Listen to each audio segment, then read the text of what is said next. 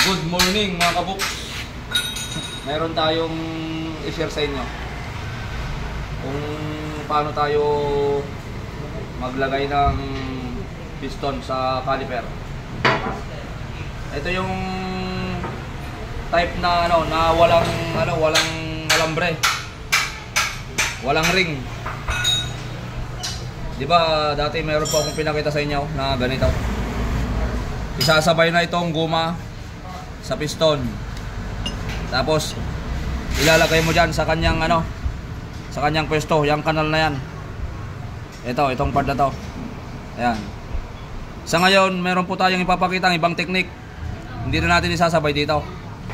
Ayan, tanggalin ko na. Ito ilagay ko muna dito.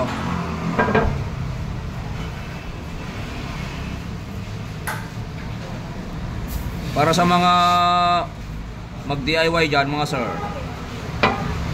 baka sakaling makatulong po.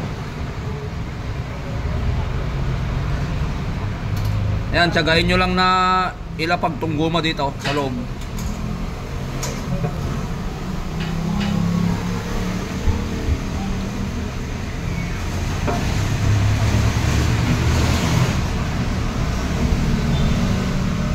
Kailangan nyo lang po dito ng ng tiyaga at saka pasensya kasi medyo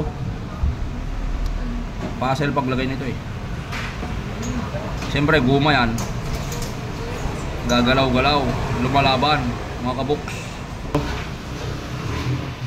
Kapag sa tingin nyo mga kabuks pumasok na sa kanyang lagayan yung kanal, pinaka-kanal, igaganon nyo lang itutulak nyo paikot para siguradong pupesto siya.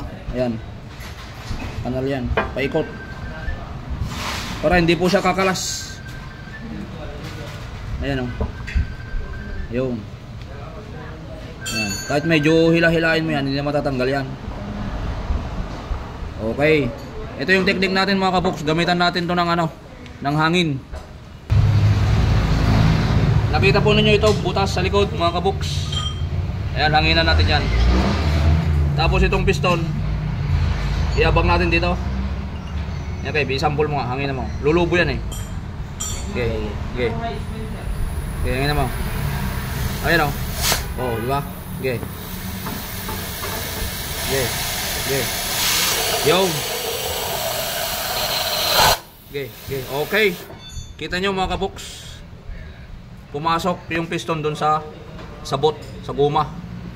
Then ang gagawin natin ngayon, tulak na lang. Yan tingnan nyo Oh, suabe. Oh.